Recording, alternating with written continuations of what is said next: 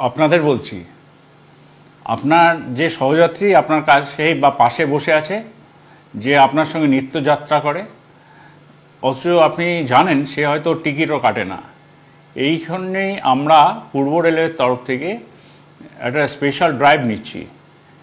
এই যে সহযাত্রীরা টিকিট কাটছেন না, আপনার সহযাত্রীরা, তাদেরকে একটু বলে রেখে দিন যে যে কোনো দিন যে কোনো মুহূর্তে, যেমন ধরুন তালদি থেকে আমরা হয়তো চাপবো টিকিট চেকিং স্কোয়াড সন্ধ্যে 6টায় বা 7টার সময়, তখন ধরা পড়লে কিন্তু সমাজে মান ইজ্জত একদম ধুয়ে যাবে, খারাপ লাগবে সবারই।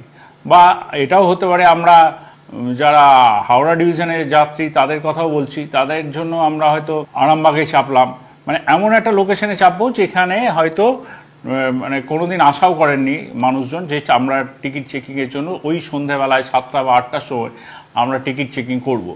এটা উদ্দেশ্য কিছু নয় যে টিকিট